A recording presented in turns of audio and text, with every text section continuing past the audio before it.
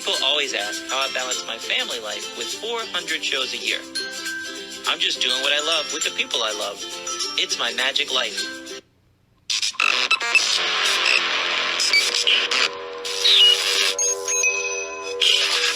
I like Wes Iseli. I like everything about him. All right, today we have Paul Rubin. He is known as the Fly Guy. Guys, we get requests from all over, different people wanting to do different things. And I'm like, I don't know who the Fly Guy is. Then I checked out his website and I'm like, whoa, this is somebody I want to introduce the world to. If you've ever been to a Broadway show and you've seen people fly around the stage, the most magical, the most breathtaking visual display of magic that you can imagine, this is the guy behind the scenes.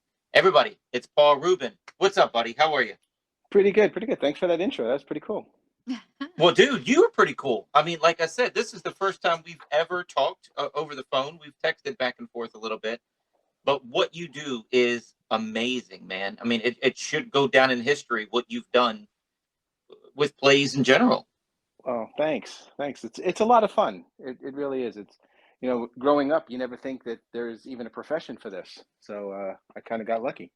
Yeah, well, I'm a full-time magician, man. So I tell people all the time, your guidance counselor doesn't give you this option. And no. It's damn ridiculous. I have to contradict that because my guidance counselor was our Magic Club teacher or supervisor.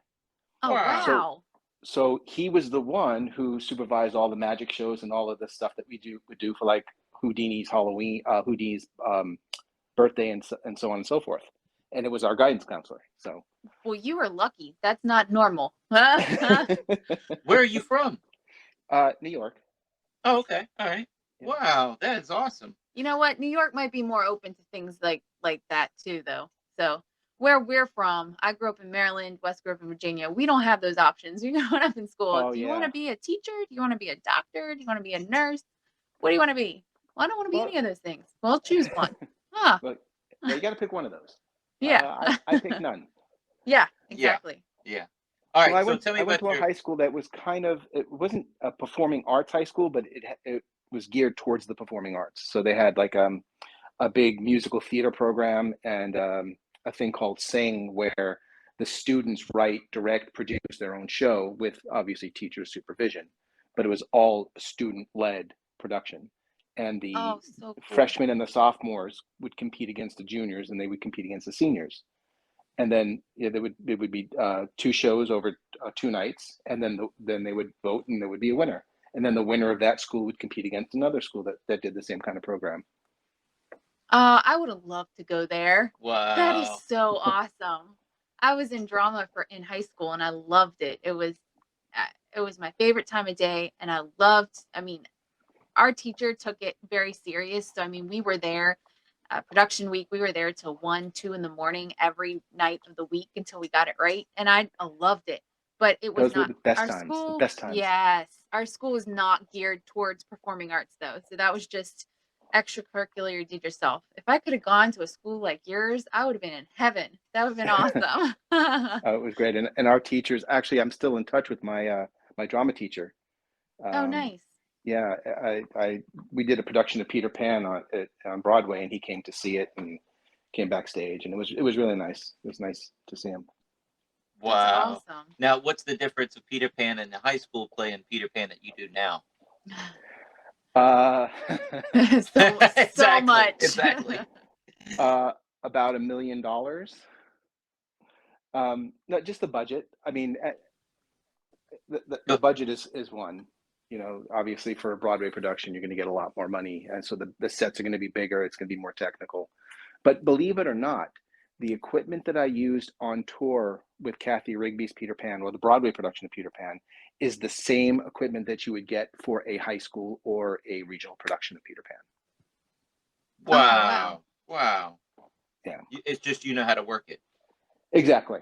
It's all the operator and the choreographer. If the choreographer knows how to choreograph an intricate sequence and the operator can implement it, it's going to look fantastic. One of the problems, I shouldn't say it's a problem, one of the issues when you go to see a high school production is those operators don't have much time to learn how to operate. They probably get a week, maybe 10 days. Whereas when you go on tour, these people have years of experience.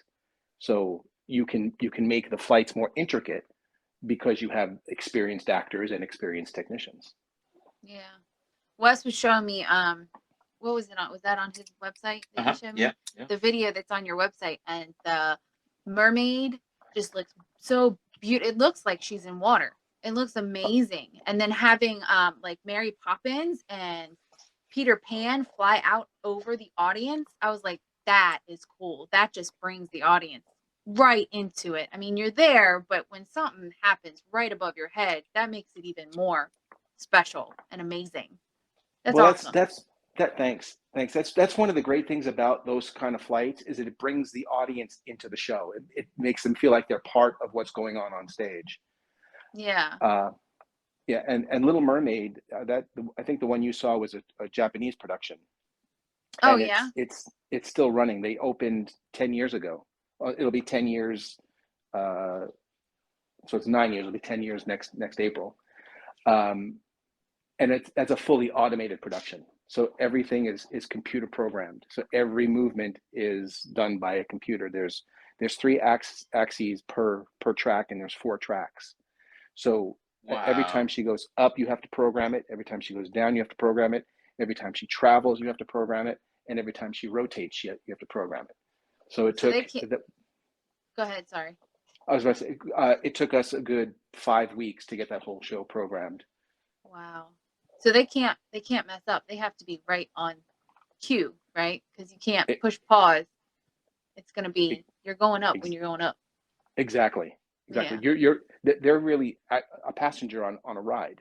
Yeah. But they have to make it believable that they're guiding it, that they're the ones initiating those movements. Well, before we go any further, the website is theflyguy.com. Check out the opening video on there. It shows you Peter Pan. It shows you the mermaid. It shows you Mary Poppins. It shows you all those other plays. And like I said, the mermaid, it adds a whole nother level. I'm not expecting flying in a under the water thing. You're not. But you've taken flying and made it look beautiful, like she's just moving through the water, dude. It's breathtaking. It's amazing. And thank you. We're theater people. We love going to shows and things, but we're not what is it? We don't have that expertise, I guess. No, but we don't go to see Wicked in New York, and we don't go see Broadway shows. So we go see shows, but we just don't go to Broadway all the time and things like that. So seeing that is it's outside of our wheelhouse, and we're like, whoa, what you did with that was just so beautiful, man. I mean, beautiful is the only thing I can think of to describe it. Amazing. The way she's pumping her legs as she's levitating, it looks like she's swimming through the water. Now, do you help them choreograph their moves as well? Oh, that's what I do. No, okay. So my title is actually flying/aerial choreographer. Okay. Okay. But it depends on what show I'm doing, because I can't call myself an aerial choreographer for Little Mermaid, because people will think, oh, so all you do is choreograph aerial stuff. Aerial. Because aerial. Yeah. Gotcha. Yeah. Wow. But yeah, so I choreograph. So to start out, I envision what I want the flight sequences to look like. And then I find a vendor who can give me the equipment that can achieve those sequences. And then I work with the actor in choreography, in choreographing all of the movements to make it look natural and seamless and fluid. Have you ever run into an actor that got scared to go up? There were a couple. Yeah.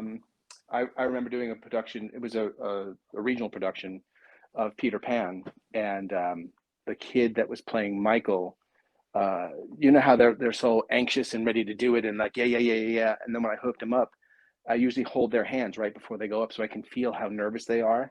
Uh-huh. His hands were like really sweaty and clammy, and I knew he was not comfortable with it. So I said, "Are you ready for this?" And he shook his head, so he looked all right.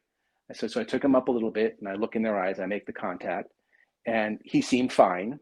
So we took him up a little bit more, and I asked if he was okay. He said, yeah, he was okay. So we took him up about maybe 8 feet, and at that point, I saw his stomach start to buckle, and Uh-oh. I took a step back, and his lunch went all over the producer's shoes. Oh my gosh. Poor Yeah. guy. Yeah. Oh. But after that, I had a couple of sessions with him with nobody around, Mhm. and I had him flying across the stage like Peter Pan. It was incredible. Awesome. So are Yeah. you watching? All right. So Ariel is programmed, the under the water thing in Japan, I think you said. Mhm. That's all programmed. Are you usually at the control board moving things on your own, or is it always programmed nowadays? It depends on the level of production, and budget, because obviously when you do something on a higher level that needs to be duplicated exactly the same way every time, then we try and make it automated. If we had to have a little bit of freedom, or we can have some freedom, manual, because manual, the flights are going to look a little bit smoother. For Okay. example, I'm doing a flying sequence for the American Film Institute next week. It's Julie Andrews' Lifetime Achievement Award, and I'm going to fly a Wow. Mary Poppins character over the audience. And for that, we're making it automated so it can be exact the same way every time during rehearsals, and they can dial it in so the cameras know exactly where she's going to be, how long it's going to take, so we know the duration of the flight and where she will be at every single moment of that sequence, so the cameras can pick her up wherever she's going to be. Well, So that that's definitely helps if it's televised too, because the camera guy needs to know where to look. You don't want to miss it as she flies by. exactly, So and is that something general public can see? yes, it will air on TV. The event is on June 9th, but I'm not sure if that's when it's going to air. I haven't gotten the air date yet. Okay. Cool. That is so We'll have awesome. to keep an eye out. I want to see it. I will definitely let you know when, because I get there on Friday, so I'll know on Friday when it'll Oh, air. cool. Yeah, let us know. Plus, Wes can post it on this too. So what I have a Facebook group for our podcast. It's Wes Iseli's Magiclife podcast Facebook group, and I'll put your episode up when it airs, and then I'm going to put all your links to Instagram, your website, TikTok on there. And then if you want to go on there, anything you have promoting, feel free to go on there forever and just go to your page, and you'll have your own episode, and you can just comment in the comments there, and people can check on it, and it'll bring it right back up to the top of the page every time you do Oh, it. that's Put awesome. all your new Thank you. stuff up. Yeah. Yeah. So Oh, anything yeah. you had to promote, it's keeping you in the family, man. Once you become one of our friends, you're part of the family. We keep you that way. So I appreciate that. That's really sweet. what's your most complicated request? I guess it depends on what year they asked, huh? Yes, that's true. Are you talking show wise or technology wise? Boy, I was thinking just flying in general wise. I want this, or we want your Wicked thing. We had 20 flying monkeys instead of just one actor on stage. So I mean, what's more difficult? What's the most challenging thing? What's the first thing that comes to your mind? Because I know that's a loaded question, 20 different ways to go with it. Well, actually, I have two answers to that. One, I did a thing called a human castle in Barcelona, and where you have like a group of people as a base, and then a bunch of people climb on their shoulders, and then a bunch on their shoulders, so on and so on, and then one person climbs to the very top, and then you have a human castle. Well, it was the celebration anniversary for one of these towns in Barcelona. So they wanted to do a human castle, but they wanted to fly the whole castle. So we wound up building a frame, and in the middle of an intersection in the city, we lifted up this crane with people hanging from it. And from one of the building tops, we had someone fly from the rooftop over to the bottom of the castle, climbed up the top, stood on the top, and then fireworks went off. And then she did backflips to the other side of the intersection to land on another rooftop. Wow. That was a challenge. It sounds like it. But I'm trying to work it out in my head. All right, so if there's 51 people and that one lady has a separate rigging, is everybody else just hooked up to one rigging, or Correct. they all have separate? No, everyone was connected to one rig. Okay, and then okay. They're not all coming in from different directions and have to make the pyramid. Then you have that other lady, because that would have been way crazier. Okay. Right, but the rig that we had was it was condensed, so when we lifted it up, everybody just started spreading out and swinging towards each other. So they were all hanging, creating this castle, and then that one performer, flew over. So yeah, so there were two different rigs, but the way it was choreographed, you couldn't tell because one group of people lifted up, and then another group of people lifted up underneath them, and another group lifted up underneath them, so on and so forth. Is there video of that? Um, I know I have pictures. I'd have to look and see if I have video because I was in the thick of it and I wasn't able to actually record it. But I I'm understand sure that, it's got to be somewhere. Somebody had to have a camera at that point. GoPro in your Um, forehead, man. That way you're there you working go. and you can still record. We made That's a what I car need. appear. We made a car appear for a lady and gave it to her as a charity. And my little girl wanted to help videotape, and we just put a GoPro on her forehead because we knew she was looking in the right direction. But it's a little kid, so if I give a little kid, I mean, she was 5 at that point, something like that, Yeah, 6. something like that. You can't give her a camera; it's going to be shaking all over the place. But on her forehead, it was great footage. It Yeah. turned out great. That's a great idea. Yeah, yeah. So anyway, so we got the mermaid, we got the most complicated. Uh, Oh, what actually, else? there was the second complicated one. Do you know who Franco Dragone is? He's part of Cirque, right? He was their artistic director. Okay. Yes. And then he left, and then he started producing and directing his own version of the Cirque shows. Okay. And I was his creative flying director for a production in Dubai. That the show was called The Pearl, and they told me that they wanted as many people in the air as possible for this aerial ballet sequence. So I choreographed it, and at one point I had 18 people in the air. 9 people were on wires, and then 9 people were doing aerial acrobatics with them while they were hanging in the air. So that was another challenge. Well, how many people do you have in the flying monkeys with the Wizard of with the Wicked performance? Because that Wicked, feels there like a were lot. well the sequence that's on the video. There's only 4.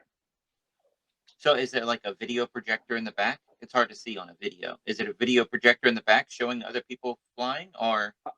I think it's just a lighting effect. I don't think it's actually monkeys. Oh, okay. So just Oh, wow. shadows. Okay. That's All right. Yeah. Wow. It's hard on a video, man. It's hard to take it all in. Oh no, My- no, I know, because I watched it too, and I'm like, I didn't have that many in there, did I?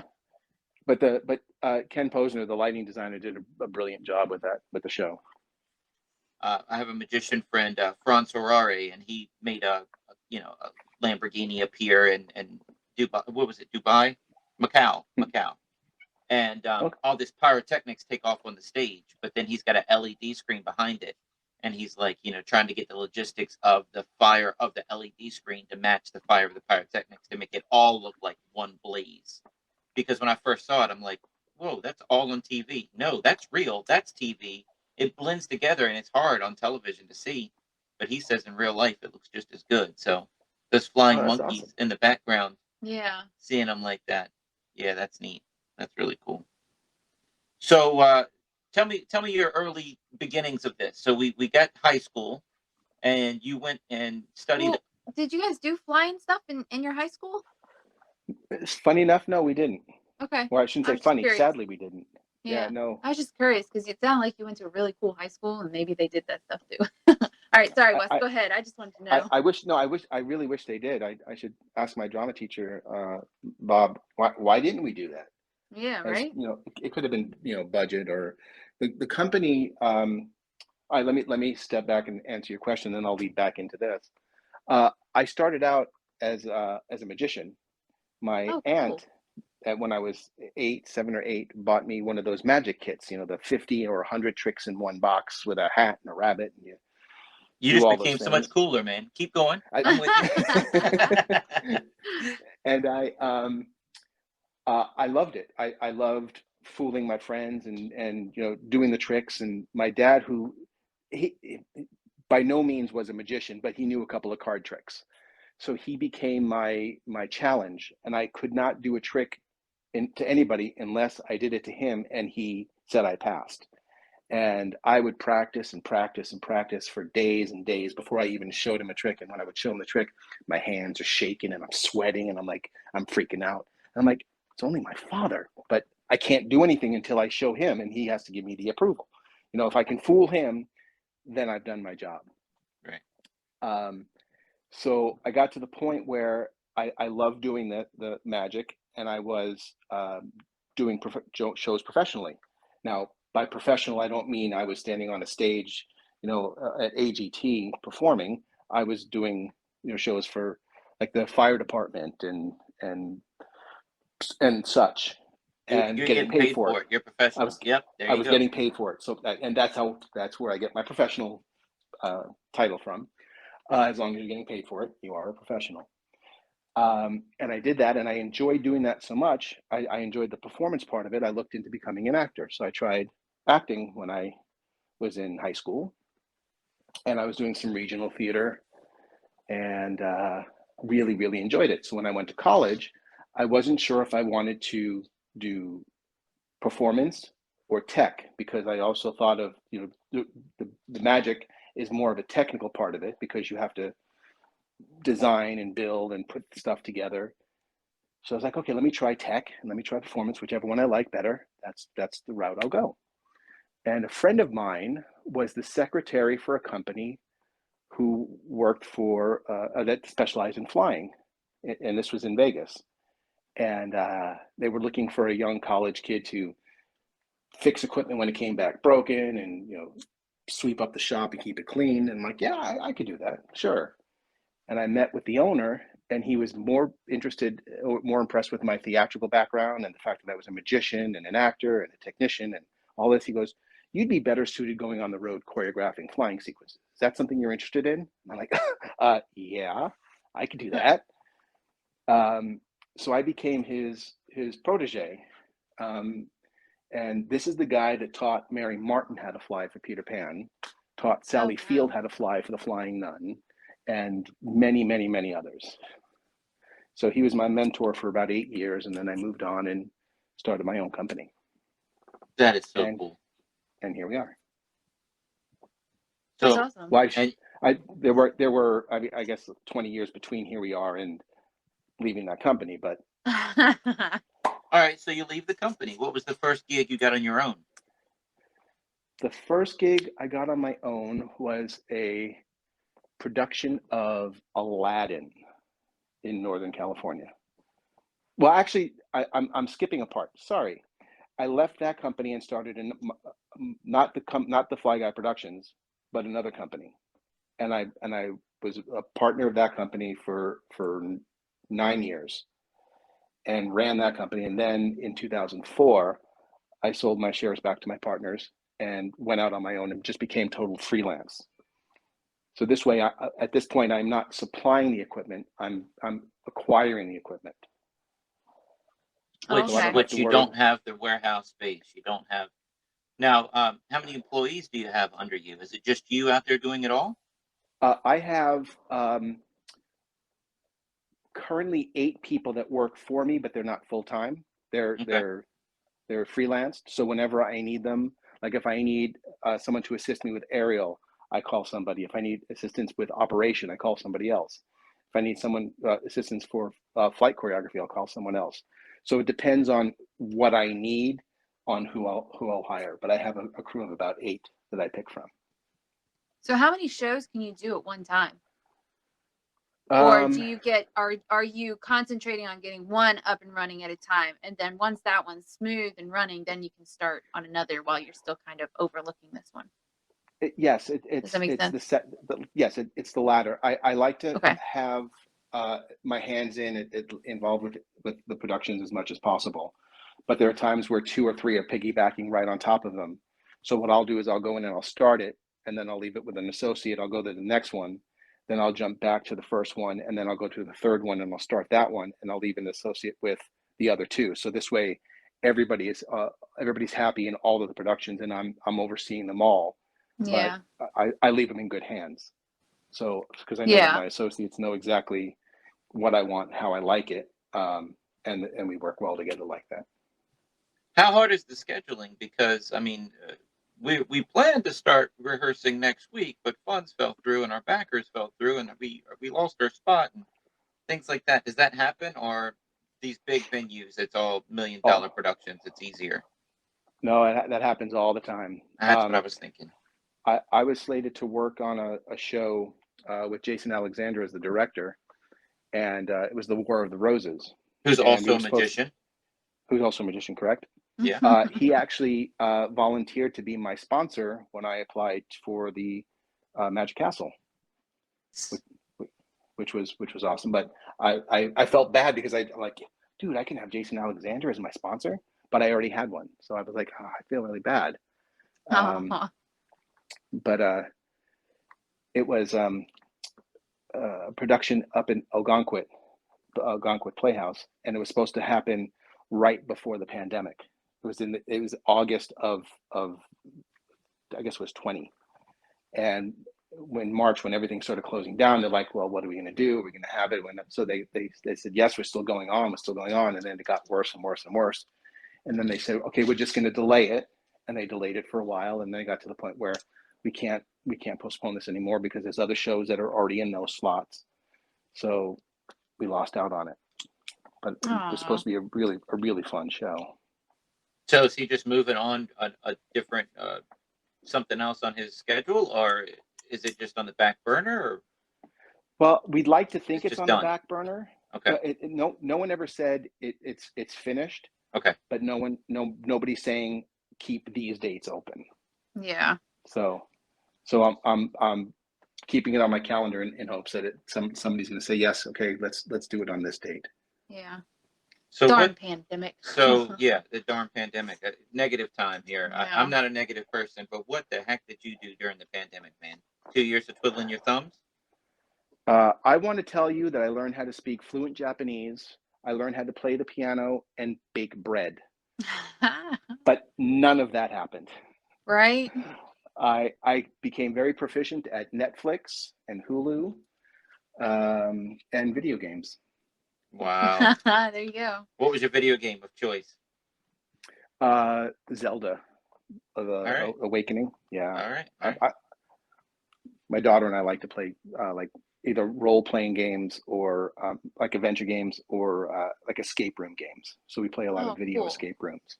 How old's your daughter? 13. Nice. That's awesome that you guys have that in common. Does she get to go with you on any of these trips and excursions? They would, depending upon the location. So they would come and visit me if it was a nice place. So they came to see me when I was in Atlanta, Philadelphia. I don't know why they picked Branson when I was in Branson, but they decided to come visit me in Branson.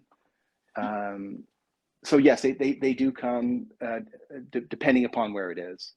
But it was great because when they did visit in Branson, we were doing Peter Pan with Kathy Rigby, and my daughter was 18 months old, and I got to fly her for the first time. So after one of the shows, I put her in a harness and strapped her in and hooked her up, and Kathy was there, and we lifted her up, and Kathy threw the fairy dust on her, and we swung her about the stage, and she had a great time, and she loved it. Oh my goodness, that's amazing. Now you got pictures of that, I hope. I hope you got video of that. I do. I have pictures and video. That is awesome. So don't mention any names because I don't want to get anybody in trouble. But have you worked with any magicians? Yes, I have. Awesome. We have to talk off the air. There's some that are great. There's some that are horrible. Some I wouldn't say horrible. They're a handful. Working with magicians, as you know, they're a different breed. Yeah. Yes. Yes, they are. My. That's funny. At one point, I was thinking, oh, no, I'm sorry, go ahead. No, it's so funny that everybody you talk to about magicians, that they have pretty much have that same answer. They're interesting. It's so funny. Our first magic convention I ever took my wife to, some guy walked up to her and just looked her up head to toe, and then went back up to her head and said, "Are you with him?" And I was walking over to a booth to go shopping, and she's like, "Yeah." Does he ever rent you out to other magicians? And she's like, Wes, Yeah. Wes.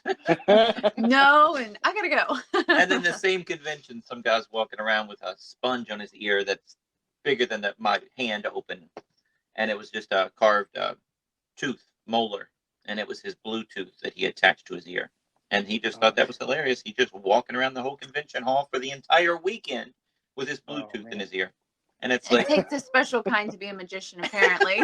Okay. Yes, yeah, that is very true. I anyway. remember my first magic convention was a Tannins convention up in the Catskills. oh wow, way never been. back when. It was a blast, and this was the year that David Copperfield was the Magician of the Year. So they So what year are presented we him talking? with it. 19. That's what I'm trying to figure out. Yeah, it was a while ago. Well, It I was know not- that like before his first special, he did Tannins up there and just set it on fire. I mean, everybody just said, "Who is this kid?" And he just blew everybody away. But I don't know what year he became Magician of the Year. I don't know. I want to say that it might have been 82, 83. So that was the year that he blew everybody away. There you go. Yeah. Yeah, you were there at that year. Wow. Yeah, I actually have pictures of him, which is kind of cool because I get to see the way he was then and the way he is now. That's so awesome, man. Yeah. So you also got to work with Kevin James. Was that a television show or was that a movie sequence? No, it was a television show. It was for his show Kevin Can Wait. Okay. I actually did two different sequences with him. One where he swung back and forth in a warehouse on a chain, like a block and fall type of deal, and then he gets caught by the criminals and they hang him upside down from it. So he does a whole scene, like a whole 2-minute scene, hanging upside down.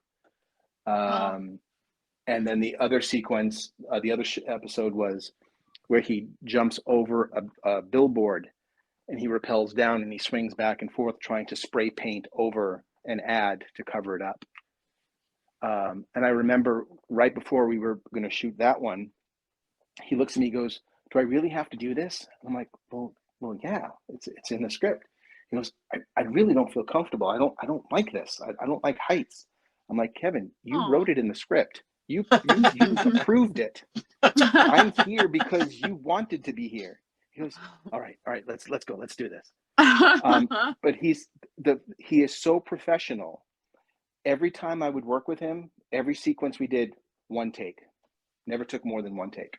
Wow. I've only heard good things about Kevin James. He's fantastic. He's so easy to work with, very professional, really funny, and very approachable. That's awesome. So as far as the touring shows and the static one location shoots, I mean, the static shows have to be 1,000 times easier, correct? Or is it the same definitely. rigging? No, it's usually different rigging. Like if for a national tour, the equipment is built within a truss. So like when the show loads out, the equipment comes in and then they just fold the truss up and push it on the truck. So all of the cables and the ropes stay rigged.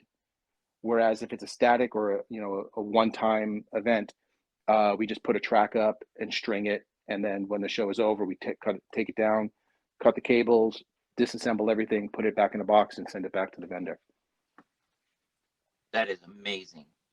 So they don't keep it on hand. They just rent it. Exactly, they rent it.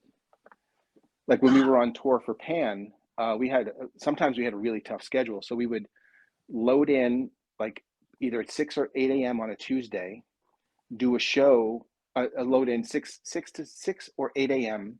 Tuesday morning, up until about 4 or 5 o'clock. Then we would have the sound check, fly rehearsal, fight rehearsal. We would do a show at 7, and then we would do 2 shows on Wednesday, a show on Thursday, a show on Friday, 2 Saturday, 2 Sunday. We would load out Sunday night, travel to the next city on Monday, and depending upon how intricate or tough the load in was going to be, we would either start a load in on Monday night and finish it on Tuesday, or fortunately, we might even have a Monday night off, and then start all over again on Tuesday. And then we would just every week the same sequence over Now, and over again. do you make sure you're there personally for the traveling shows, or do you sometimes send out one of your employees on those? It depends on the show and who is actually flying.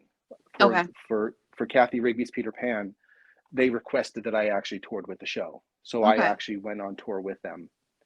But I have done shows where I would leave an associate there, and they would take care of it. So I would do all the choreography and set it up, and I might travel to the first or second cities after they open, and then I would leave. Just so I would make sure that the load in goes correctly, and then the flying rehearsals before the show would go well, and then after I see it for 2 different ways or 2 different venues, then I'll leave and say, okay, you guys got this.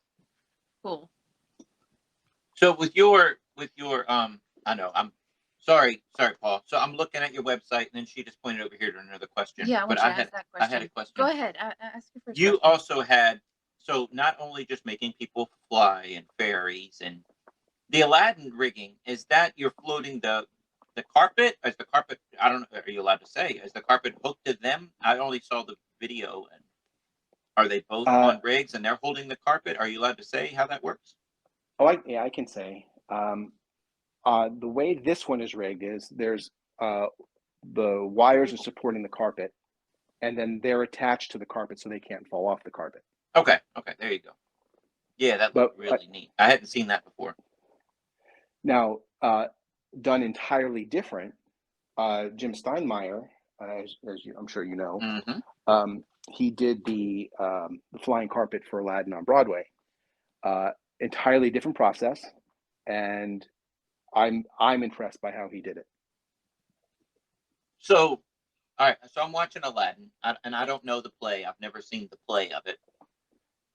They're walking on stage, and they just bend over, and as they're talking, they clip in, or does the scene open and they're clipped in on the carpet?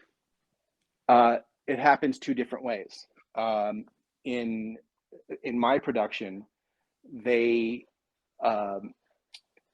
was a video projection or a video of them flying in the background, and then they make a turn, and as they're coming towards the audience, there's a billow of smoke, and then the carpet actually comes right through the smoke and flies out over the audience.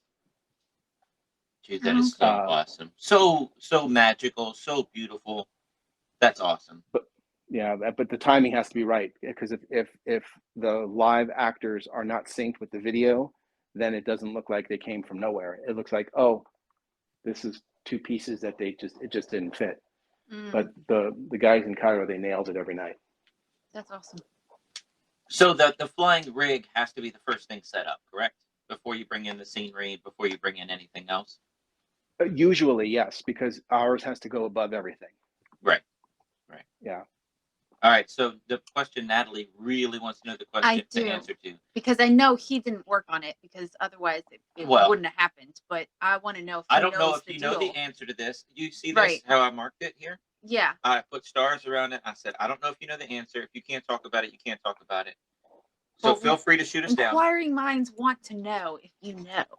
What the heck was the deal with the Spider-Man play a few years back where people were getting hurt, and it was just a total mess? Every night somebody else was getting hurt. People in the audience were getting hurt. It was just a mess. What was the deal with that? Well, first, let me start by saying you are correct. I was not involved with that show. There you go. All right. I told you. I knew it. I actually did a touring production of Spider-Man. It was called Spider-Man Live, and it was the actual movie put on stage. And it was a national tour, and it played Madison Square Garden as one of the, not Madison Square Garden, Radio City Music Hall as one of its stops. Wow. But it was literal. I don't want to say literally, but it was almost the movie put on stage, which was That's great, really cool. Yeah. But I could see the upside down kiss. Yeah. Dude, that could be so much fun. I had that in there, and I also had I had Spider-Man and oh, now I can't even think of his name. Are you talking about the villain? Do you need a villain name? Yes. Was yes. it Green the Green Goblin. Green Goblin. The Green Goblin. I had Spider-Man and the Green Goblin fighting in air while he was on his flyer. Machine, that little flyer machine. Yeah. Yeah. Oh, that's got to And be scary to be on that And I had flying them machine. zipping back and forth on stage. Yeah. Well, hold on one second. I imagine that being like tied in like snowshoes, though. So Is that how that works? He's not tied not in like jet propelled. I know, but, really... but still, he's standing up on a platform type thing. You know what I mean? I don't know. Maybe he's still tied at the waist or something. All right, Paul, I don't know. It was okay. So the Green Goblin was attached to wires at his hips. Okay. And then from said hips, another wire went down and attached to the machine. Oh, okay. Okay. But his feet were strapped in, so he was able to pick up his feet and kick it and move it into different directions. That's awesome. Dude, okay, sorry. I want to see this. I want to see video of that too. We interrupted you talking about the Spider-Man show. Go ahead, continue. So I do. I have an older Splash video that has clips of that. I'll send you the link to that. Oh, cool. Yeah, so there's some clips of the old Spider-Man show on there. That'd be awesome. Where's that at? He's going to send it to you. Oh, perfect. Well, it's on my YouTube channel. Okay. Tell us what that is, and I'll link that on our Facebook group. The only way I know how to get to it is by typing Paul Rubin, the Fly Guy, and then those videos pop up. Awesome.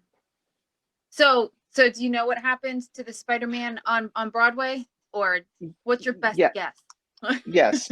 Well, what happened is that for one, they were pushing the limits of what the equipment can do. For one, flying at speeds that I think are very dramatic.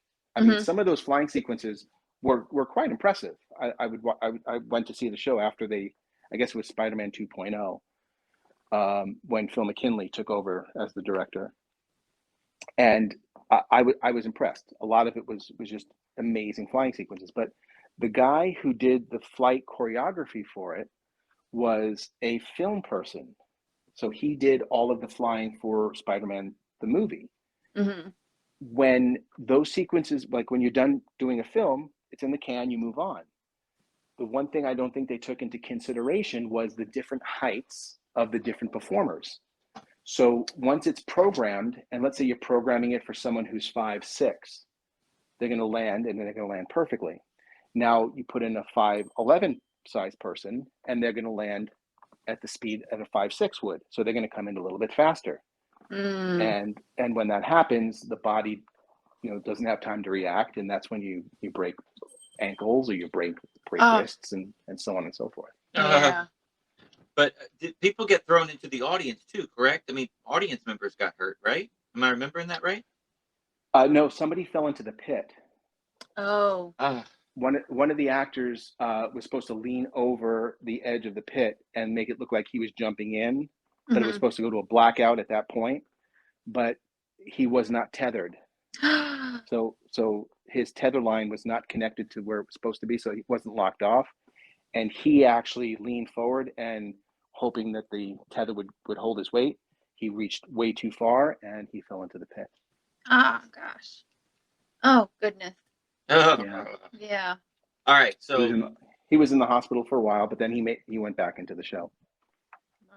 But that show, like, it started, it stopped, it started, it stopped. Then they did the 2.0, and now that's gone, correct?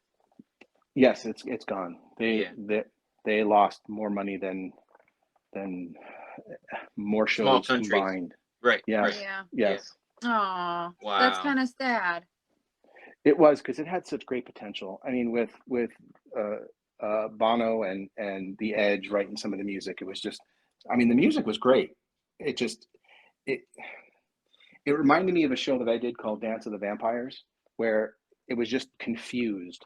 Nobody knew if they were supposed to be happy or sad or excited, or if they should laugh or they should cry. They were on like an emotional roller coaster. When you say that, the actors or the audience? The audience. Wow. Yeah, that's hard. I mean, the director can tell the cast, but if the audience isn't picking up on it, I mean, That's still director's fault. Right. Well, the show Dance of the Vampires is a musical from The Fearless Vampire Killers, a Roman Polanski movie, and has been running for over 20. It's got to be over almost 25 years in Europe. Oh, And wow. yeah, so it's very successful there. One of the I shouldn't say problem, we are more associated with some of the music because it's Jim Steinman's music. So Mhm. Act 2 opens with Total Eclipse of the Heart. In Europe, people love the song and it's not overplayed, and it wasn't like the huge hit that it was here. So when they hear it, it works. Here, when it opens, everybody giggles Oh, because you don't expect to hear Total Eclipse of the Heart as a Act 2 opening number. aw. Well, I have a question for you. You had said something about the speed of the flying. So how fast can you go? What is the fastest somebody can fly? Just out of curiosity. Because he was It saying the speeds depends. were messing up in Spider-Man. They were going too fast. So I'm like, Yeah. well, Right, but it all how fast depends. is It too all fast? depends on where you are, how high Okay. you are, and how wide you are. Not Okay. wide as a person, but what your Right. length of travel is. Okay. The further or the longer the distance of travel, the faster you can go because you Okay. can have time to decel or stop. Whereas Right. if you're a shorter distance, you can't. There's no place to stop. Yeah. While I had a manual system, one of the stops that we were on for Pan, one of my operator's brothers was a cop. So in between shows on Saturday, he came in with his gun and he shot Kathy to see how fast she was going. And he clocked her at 21 miles an hour. Oh, wow. That's fast. Yeah. And that's on a manual system. So once you're automated, you can double or triple that. Oh, dear God. That would, Yeah. But goodness. that's just flying her into the wings, right? I mean, you're not going to stop it because then her momentum makes her jerk and Well, or no, that's decel, I guess. actually that's causing. I put her into a very fast pendulum. So I would crank her to stage right, and then as she's swinging stage right, I would start her travel stage left, so she would be yanking into the opposite direction. Okay. So every pass, I'm accelerating her speed. Wow. Yeah. You But wouldn't have be to able know. to do that, Wes. You would get sick, I think. Motion sickness. And we're planning a trip. We're planning a trip to like Busch Gardens or King's Dominion. And I'm not afraid of these roller coasters and all these rides. I'm not afraid of them. It's just my body can't handle it. So I have to take Dramamine. But Dramamine. Yeah. But here's the thing, though. This is programmed, and I know what to expect. These roller coasters, You're you going around lean to the corners and you right, don't and then know. you turn to the left immediately. This is rehearsed over and over and over, and I can anticipate it better. So you think that would help? I think it would. Oh, I okay. think it Okay. would. So that means you have to go on the roller coaster numerous times to rehearse it before you can actually Right. enjoy it. There you go. There you go. But There you go. but the problem is rehearsing. Dramamine for that first ride turns you into a zombie, and then my wife's looking at me. She said, "You having fun?" Yeah. Yeah, it's great. Tell your face. All I right. know. What are you He's doing just got next? like this plain face. I'm like, yeah, it's Dramamine great. makes you want to go to so sleep. much So fun. then you're riding the ride. You're like, well, yay. Yeah, he's like, wee. Wee. So, I'm dude, over there screaming, ah! He's like, wee. I got another stupid story for you. So as a kid, I used to go to my grandmother's house. She would watch me. And the commercial for Mary Poppins would come on TV all the time. And as a kid, we didn't have umbrellas at my house growing up, but my grandmother had one. She didn't want to mess up her bouffant hair. And also, my grandmother was at an apartment building, so she had those big industrial trash cans that you could dumpsters, Yeah. yes, or that you could climb on as a kid. So I grab her umbrella and I'm gonna be Mary Poppins. But dude, I tested it. Paul, I tested it. You could think I'm stupid, but I tested. I pulled and I felt the resistance. And I'm like, well, that's how the chick. I've never seen the movie. I've never seen Mary Poppins until my daughter was like 6 years old. Yeah, So that new one came out, yeah. So as a kid, I'm like, I can feel the resistance. I just need to jump off something higher. I can't. So I climbed on top of that trash can. Man, the earth came at me so quick. I'm like, this is stupid. And then my daughter, when she was like 6, Mary Poppins, that new one came out. She was like, can we go see it? Honey, I don't want to see that. That thing is stupid. I'm blaming Mary Poppins for my stupidity. Yeah, the umbrella trick doesn't work. No, I think every kid tries to fly. I remember watching Peter Pan as a kid, and I'd stand up, but it wasn't as high as a dumpster, but I'd get up on the, the fireplace thing, and I'd jump off of it. I'm like, I believe, I believe, I believe.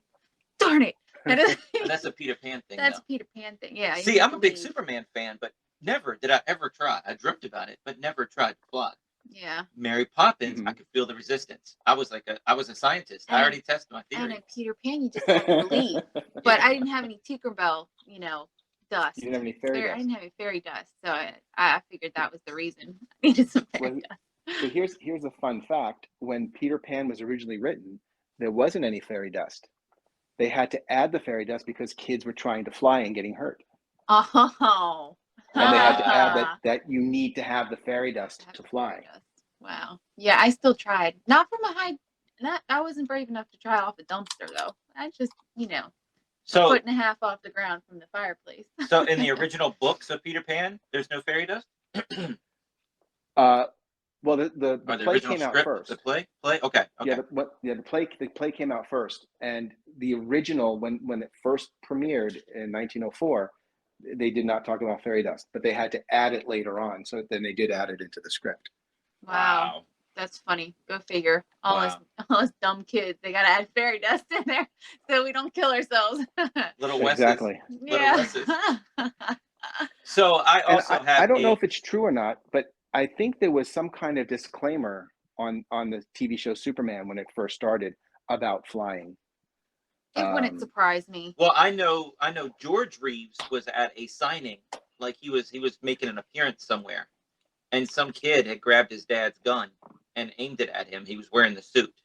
Oh. That's supposedly a true story. But he wanted to see the bullet bounce off of Superman. Oh. And Superman, immediately dropped character and just tried to talk to the kid because guns aimed at him. Yeah. So I think that's when they started, kids jumping out of windows and all kinds of things. I've always heard things like that, but yeah, that's way before my time. That was my dad's generation. Mm-hmm. But Paul, I also have another Facebook group it's called Magicians. It's just the word magicians on a bookshelf. And I have 17,500 magicians from all over the world. If they want to hire you to create something amazing and beautiful and new and original, because you don't only go with Mary Poppins and different things. You like new challenges as well, correct?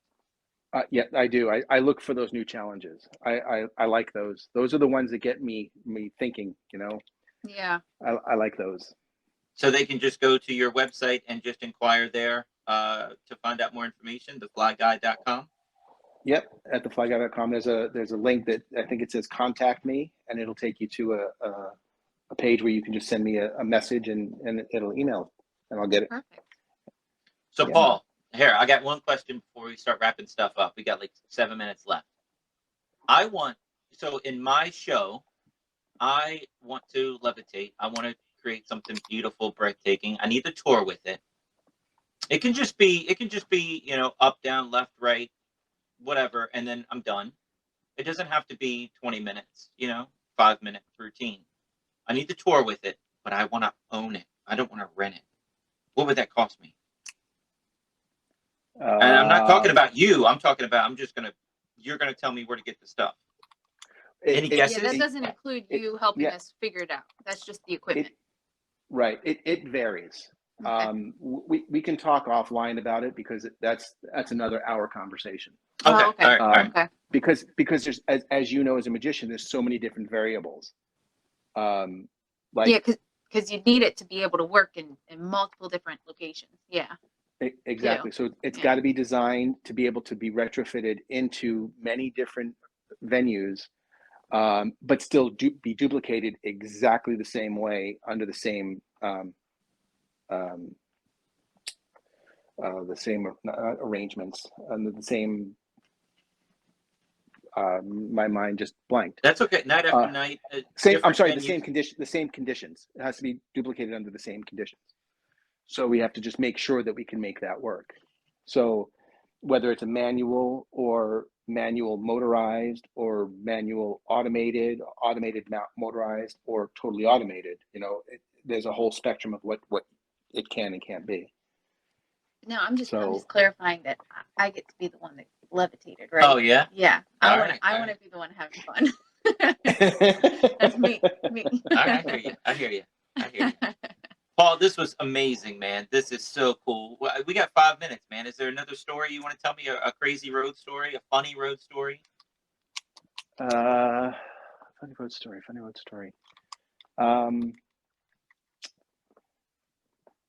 Putting him on the spot. I here, know, Wes. I You are know. putting Hey, him on the man, spot. I want to milk I don't every know if second I there's got with him. Okay, so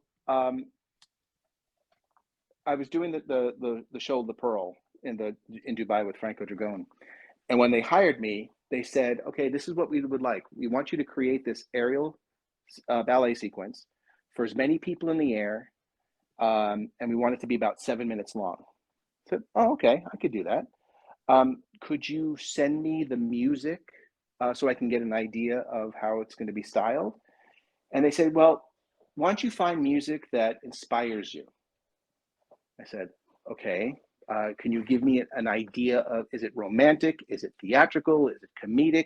What's the theme? They said, just find something that inspires you. I'm like, John Williams inspires me. I'm inspired by the theme of Jaws. So what am I talking the same language here? And they said, no. Just find something a little bit more theatrical. I said, okay. Can you tell me, is it theatrical? Is it comedic? Is it romantic? They said, just tell a story. Golly, So- they're not giving you much to go off. Nothing at all. So I'm supposed to put all of these people in the air, as many as I can get, with no lead to the music. So I said, is there a musical director? They haven't hired one yet. So they had no idea. So the music hadn't been written yet. So I think they haven't written the script either. This is just an outline. Right? Exactly. And I found out all they did was have an outline. They knew basically what the premise was, but there was no storyline. The way Franco directs is he builds the story with what he has. So he sees, when he comes into the theater, he sees all of the toys and all of the elements and all of the actors and all of their abilities. And then it's like a recipe. He'll take a little bit of this, a little bit of that, and he'll put it together and he creates the show. Wow. So this guy told me, he says, so we want to do some 2D flying and 3D flying. I don't know if you know that term or not, but like a 3D flight is kind of like a spider cam at a football game, where you see the camera moving up and down and all around over the players. Okay. Mm-hmm. So instead of a camera, we would put a person on that. So they said, yeah, we want as many 2 and 3D flying as possible. So I said, okay, I can do that. So in the show, I had 1 3D flight, 3 2D flights, and 5 pendulums. And at one point, we're supposed to present our number to Franco. So it came my turn to present the number. And he said, so I heard a lot about you, and I heard that you like doing 2 and 3D flying. I don't like them. I'm like, are you kidding me? In my head, I'm like, I was just set up to fail. They told me they wanted it, and now he's telling me he doesn't like it. So he watched the sequence, and he says, could we see that again? And I told the stage manager to set it up. They set it up again. He watched it. He turned to me and he says, you just proved to me that we need to have more 2 and 3D flying in the show. Oh, nice. And it was like I had sweat probably a gallon and a half watching it the second time, knowing that I'm packing my bags and going home. Oh, Wow. That's That's awesome that you crazy. turned him around. Yeah. So everybody, Paul is at Instagram, the Fly Guy NY. His website is theflyguy.com. TikTok, the Fly Guy NY, which you have a new follower right after we get off here, man. Dude, I thank you, man. This was really, really fun. It was. It was fun. It was really great. Thank you very much for the time. And I'm gonna check out that Facebook group, because I'm gonna put you on there Wednesday right when it comes out, 3 p.m. It'll be up there, and feel free to chat. And we'll have, right now it's got 400 followers, but I get thousands of downloads each week. So eventually it's gonna. I only started it a couple weeks ago, so it's growing. But Great. you keep so can adding you to send it, me- and it puts you right back up to the top of the list. I'll send you links to everything. Send me a link. That'd be great. Yeah, man. And I'm going to put your video on that Facebook group for magicians as well. And I get 17,500 magicians all over the world, and hopefully they learn about a new fly guy that they can hire. That is awesome. I really appreciate that. Thank you so much. No problem, man. Hey, we're running out of time. We just want to say goodbye. Thank you so much, and See you next week. Thanks. Check us out online at wesiseli.com and patreon.com/Wes_Isley for behind-the-scenes videos, blooper videos, never-before-seen footage, discounts on merchandise, magic trick tutorials, and more. That's Wes Iseli, spelled Wesiseli.